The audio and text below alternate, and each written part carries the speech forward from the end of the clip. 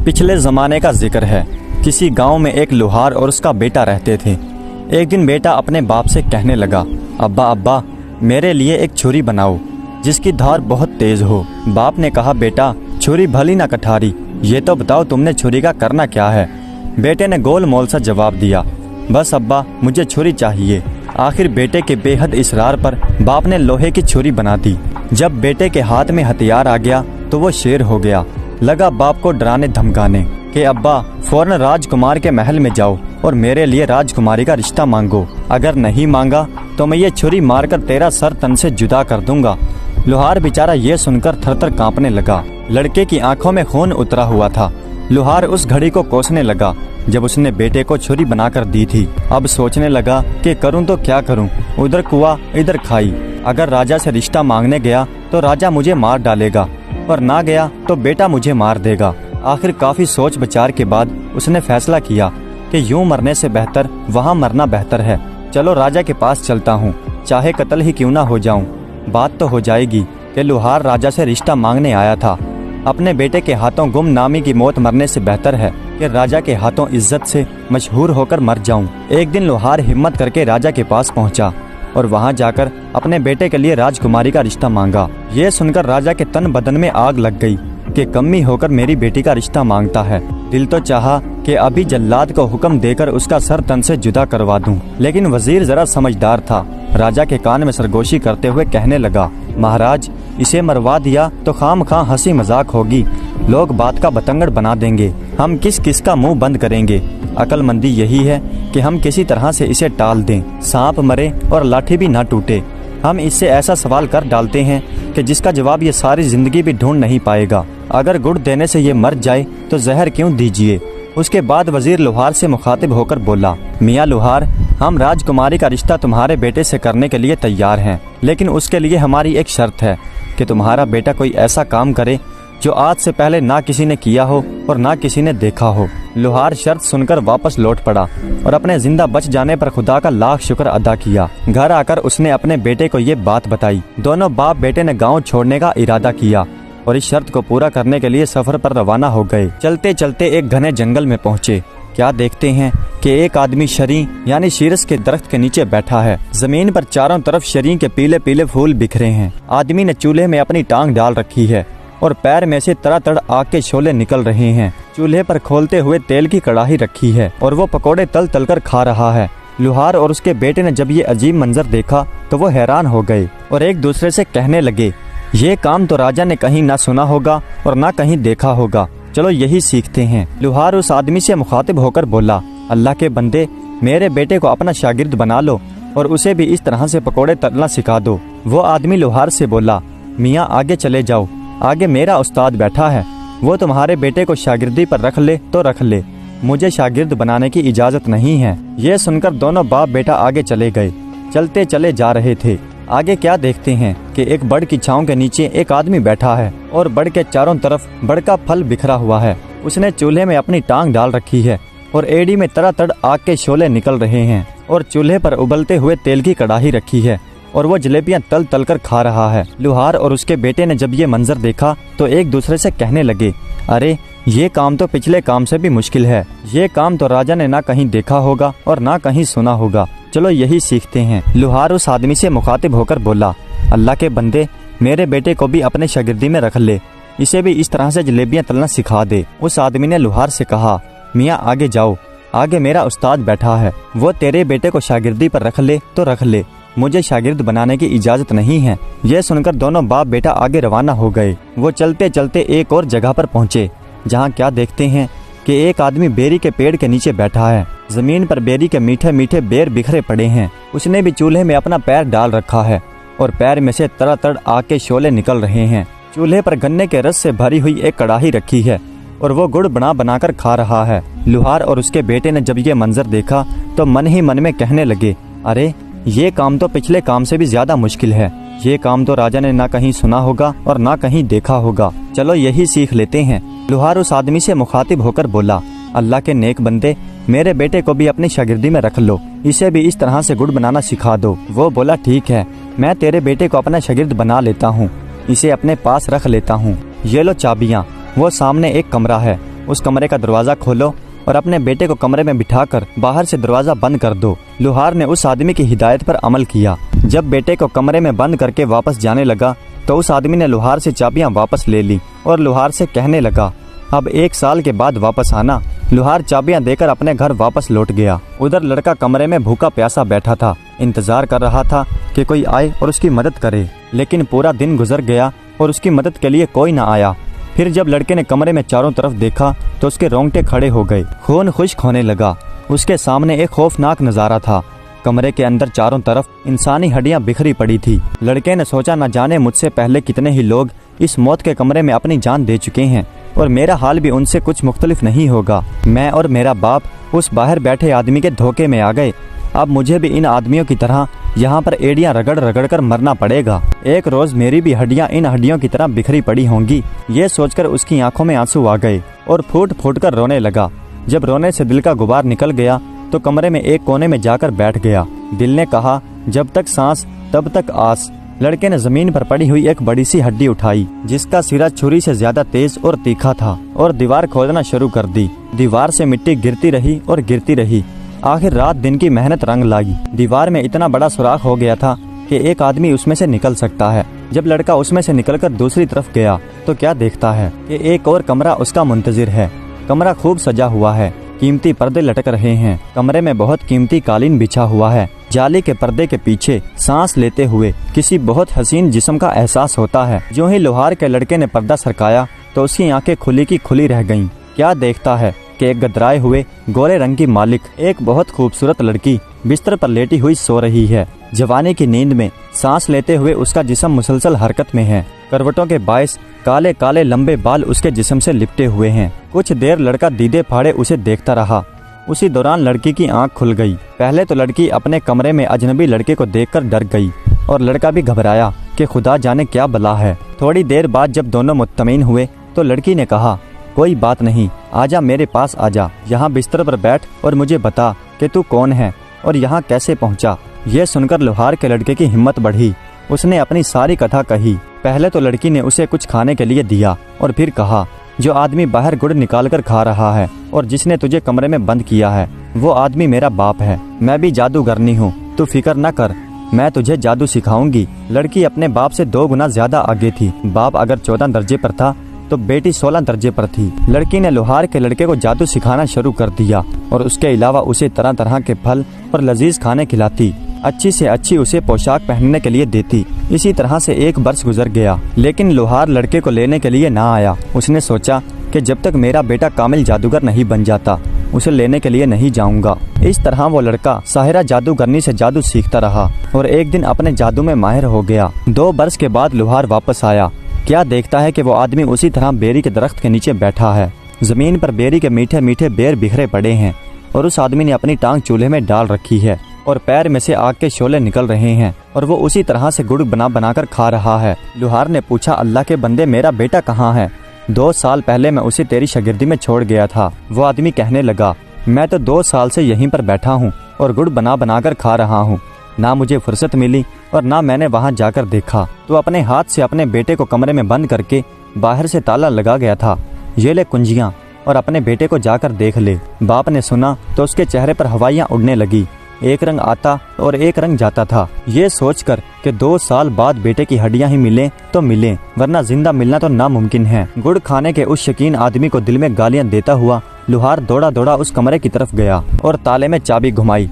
लड़की के कानों में जब चाबी की आवाज पड़ी तो लड़के से कहने लगी, अगर मेरा बाप हुआ तो हम दोनों को मार डालेगा और अगर तेरा बाप हुआ तो हम बच जाएंगे। लोहार दरवाजा खोलकर अंदर कमरे में गया तो कमरा खाली था। दीवार के सुराख में से गुजरकर जब दूसरे कमरे में पहुंचा तो क्या देखता है, सामने कमरे पर मसेरी पर एक खूबसूरत लड़की और उसका लड़का बैठे हुए हैं। मारने वाले से जान बचाने वाला ज्यादा बड़ा है।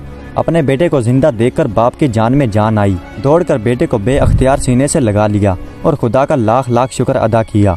उसके बाद लड़के ने अपने बाप को लड़की का तारुफ करवाया। असल हकीकत से जब लोहार वाकिफ हुआ तो वो कांप कर रह गया। उसने उसके बेटे की जान बचाने पर लड़की का शुक्रिया अदा किया। वो खूबसूरत जादूगरनी साहिरा कहने लगी, अब तुम दोनों की बचने की फकत एक ही आस है और वो ये कि ए लोहार, तू रोता पीटता और सिसकता हुआ बाहर मेरे बाप के पास जा और उसे जाकर कह कि मेरा बेटा भूख प्यास से मर गया तुमने उसे बाहर निकाला ही नहीं।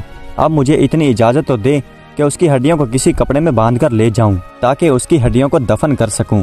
लुहार रोता हुआ कमरे से बाहर निकला। जैसा लड़की ने समझाया था उसने वैसा ही किया। गुड़ बनाता और खाता हुआ वो आदमी बोला, हाँ हाँ हड्डियाँ ले जा, मैंने उनका क्या करना है। और उस बूढ़े जादूगर ने हड्डियाँ ले जाने के लिए एक बड़ी सी चादर भी फराहम कर दी। लुहार दोबारा कमरे में आया और लड़की की बताई गई हिदायत के मुताबिक अपने बेटे को चादर में छुपा लिया। जब बेटे को चादर में छुपाए कंधे पर उठाकर बाहर जाने लगा तो लड़की बोली, मेरी एक बात पल्ले से बांध लो, मैंने तुम्हारे लड़के को जो जादू सिखाया है उस जादू के जरिए रास्ते में ही कहीं कमाई करना शुरू न कर देना। अगर तुमने रास्ते में ही अमीर होना शुरू कर दिया तो मेरे बाप को पता चल जाएगा और फिर वो तुझे और तेरे बेटे को नहीं छोड़ेगा।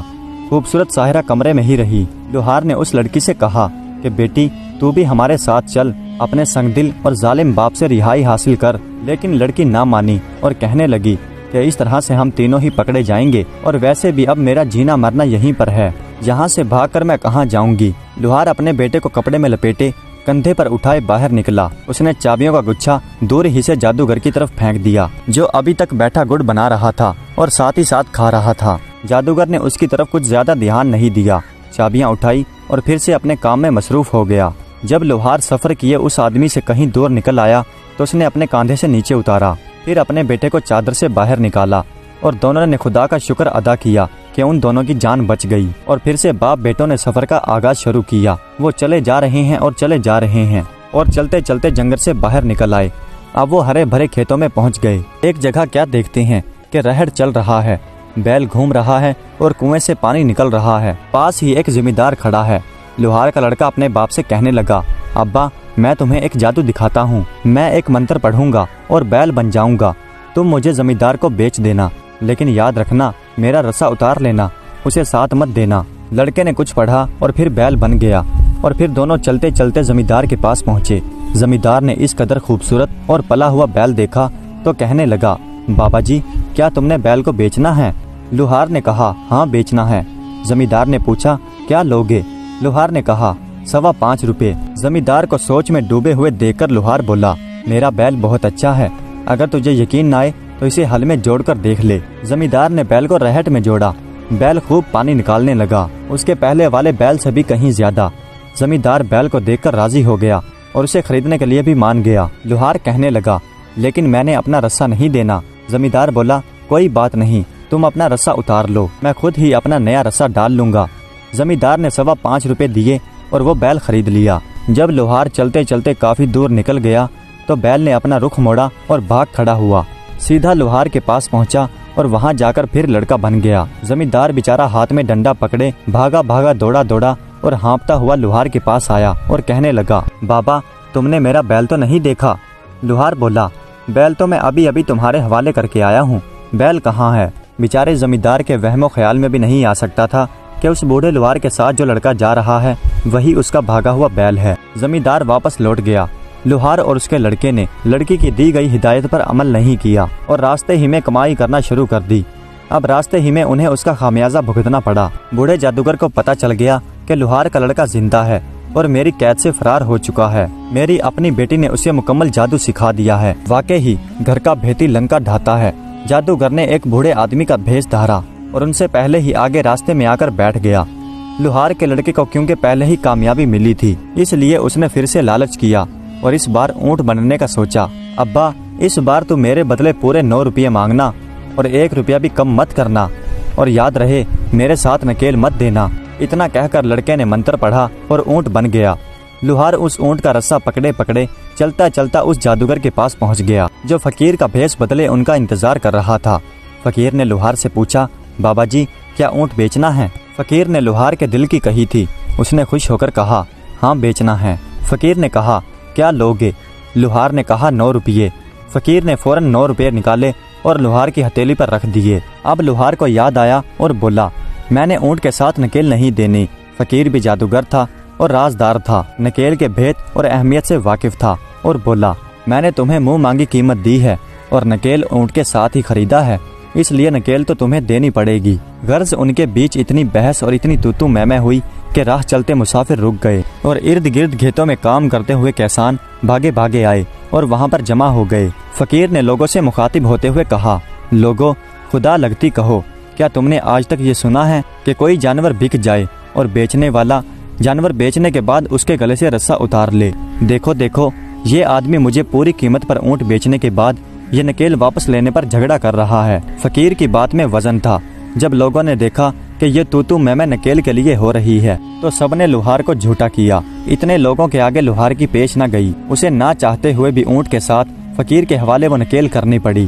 फकीर जो जादूगर था और नकेल की हकीकत से वाकिफ था, खुशी के मारे उछलने लगा। लड़का अब जादूगर के कब्जे में था, क्योंकि अब नकेल जादूगर के हाथ में थी और इसलिए उसके लिए अब ये मुमकिन ना था कि वो पहले की तरह आजाद होकर वहाँ से भाग जाए। लेकिन लड़का भी अब आम लड़का नहीं था। 2 साल जादूगरने की लड़की की शागिर्दी में रहने के बाद एक कामिल जादूगर बन चुका था। उसने मंत्र पढ़ा और कबूतर बनकर उड़ गया। जादूगर के हाथ में नकेल का दूसरा सिरा फट से नीचे गिर गया। उसने पीछे मुड़कर देखा तो ऊँट का कहीं नामो निशान भी नहीं था और नकेल नीचे जमीन पर घिसट रही थी। अब जादूगर ने भी मंत्र पढ़ा और बाज बनकर कबूतर के पीछे लग गया। लेकिन लड़का भी कुछ कम नहीं था। शेर को सवा शेर। कबूतर ने जब नीचे झुककर देखा, गांव की कुछ औरतें झुकी हुई छप्पड़ में से हाथ भर भरकर काली स्याह चिकनी मिट्टी निकाल रही हैं ताकि अपने कच्चे घरों और फर्शों पर पोछा लगा सकें। इससे पहले कि बाज कबूतर को पकड़ता, लड़का मंत्र पढ़कर मेंढक बनकर छप्पड़ में जा गिरा। ये देखकर बूढ़ा जादूगर बगला बन गया, छप्पड़ में उतरा और चूंचे मार मार कर मेंढक को तलाश करने लगा। एक गांव की खूबसूरत गोरी लड़की भी अपने लंबे लंबे हाथों से मिट्टी निकाल रही थी। लड़के ने फिर से मंत्र पढ़ा और मेंढक से छल्ला बनकर लड़की की उंगली में चला गया। बगला भगत यानी जादूगर अब उसकी छोटी उंगली से छल्ला निकालने से तो रहा। थोड़ी देर बाद औरतें मिट्टी बर्तनों में डालकर अपने घरों की तरफ चल पड़ी। जैसे ही लड़की अपने घर पहुंची, जादूगर बगले से फकीर बन गया और सदा लगाते हुए उनके घर पर जा पहुंचा। लड़की छन्ने में आटा डाले दरवाजे पर आई। जादूगर बोला, बेटी, मैंने आटा नहीं लेना, मैंने तो वो छल्ला लेना है जो तुम्हारे दाएं हाथ की छोटी उंगली में है। ये बात सुनकर लड़की को गुस्सा आ गया। तू कौन होता है मुझसे ये छल्ला मांगने वाला? जब ये तकरार लड़की के माँ के कानों में पड़ी तो वो भी दरवाजे पर आ गई। अब जो माँ को असल बात पता चली तो वो लड़की से बहुत खफा हुई। माँ शक्की मजाज औरत थी। लड़की से कहने लगी, तू तो छप्पड़ से मिट्टी लेने गई थी, ये छोटी उंगली में छल्ला कहाँ से पहनवा कर आ गई? बता, तेरे किस यार ने ये छल्ला दिया? इसे फौरन उतार और फेंक। आ लेने दे तेरे बाप को, सब बताती हूँ। इससे पहले कि तू कोई चांद चढ़ाए, कर देती हूँ तेरे हाथ पीले। लड़की बेचारी अजीब मुसीबत में फंस गई थी। उसने अपनी छोटी उंगली से छल्ला निकालकर फेंक दिया। फकीर इसी इंतजार में छल्ले पर आंख रखे खड़ा था। उसने छल्ला पकड़ने के लिए हाथ आगे बढ़ाया। लड़का फिर छल्ले से कबूतर बनकर उड़ गया और जादूगर बाज बनकर उसके पीछे लग गया। आखिर राजा का महल आ गया। दोनों उसके ऊपर उड़ रहे थे। राजा कचहरी लगाए बैठा था। इससे पहले कि बाज कबूतर को पकड़ता, लड़का कबूतर से सोने की तार बन गया और बादशाह के ताज में जाकर गिर गया कि यहाँ से तो बाज मुझे नहीं निकाल सकेगा। जादूगर फिर बाज से फकीर बन गया और बादशाह के सामने आकर सदा लगाई। राजा ने कहा, मांग, क्या मांगता है? फकीर ने कहा, राजा, तेरे ताज के अंदर जो सोने का तार है वो मुझे दे दे। ये बात सुनकर राजा को बहुत हैरत हुई कि मेरे ताज में सोने का तार कहाँ से आया। ये सोचकर उसने एक हाथ ऊपर उठाया कि ताज में हाथ डालकर देखे तो सही। जो ही राजा ने ताज में हाथ डाला और राजा के हाथ में आते ही तस्बीह बनकर टूट गया और जमीन पर बिखर गया। फकीर फौरन मुर्गा बनकर उन्हें चुगने लगा और लड़का देखते ही देखते मोतियों से बिल्ला बनकर उसने मुर्गे को पकड़कर दबोच लिया और वहीं पर मार दिया। राजा दम बखुद हैरान परेशान ये सब कुछ देख रहा था। हैरत से उसकी आंखें फटी जा रही थी। ऐसा मंजर राजा ने कभी अपनी आंखों से नहीं देखा था। उधर मुर्गे को मारने के बाद लड़का अपनी असल हालत में वापस आ गया था और आगे बढ़कर राजा के रूबरू आदाब बजा लाया। राजा, जो अभी तक हैरत में डूबा हुआ था, बामुश्किल ही बोला, ये सब क्या माजरा है? लड़के ने कहा, महाराज बताइए, क्या आज से पहले आपने ये सब देखा या सुना? राजा हैरत से मुंह में उंगलियां दबाए हुए बोला, नहीं, कभी नहीं। इस पर लड़के ने कहा, महाराज, आप अपना मुआहदा याद कीजिए जो आपने मेरे बाप से किया था। मैं उसी लोहार का लड़का हूँ। मैंने भरी कचहरी में इतने लोगों के सामने आपकी शर्त पूरी कर दी है। अब आप अपना वादा पूरा कीजिए और मुझे राजकुमारी का रिश्ता दीजिए। राजा के पास अब कोई रास्ता नहीं रहा था। उसे मजबूरन हाँ करना पड़ी और अपनी बेटी का रिश्ता उसे देना पड़ा। चंद रोज बाद लोहार अपने लड़के को सजाए घोड़ी पर बिठाए बारात लेकर राजा के महल में आ गया। धूमधाम से शादी हुई। लोहार का लड़का बादशाह का दामाद बन गया। चूँकि राजा का कोई बेटा नहीं था, इसलिए राजा ने लोहार के बेटे को ही अपना वलीअहद बना लिया। चंद सालों बाद जब राजा मर गया तो लोहार का लड़का तख्त पर बैठा और निहायत आन बान से हुकूमत करने लगा। प्यारे दोस्तों, उम्मीद करता हूँ कि आज की ये वीडियो आपको पसंद आई होगी। अगर वीडियो अच्छी लगी हो तो कमेंट्स में अपनी राय का इजहार ज़रूर कीजिएगा। हमारे चैनल को सब्सक्राइब कर दीजिएगा। वीडियो देखने का बहुत बहुत शुक्रिया।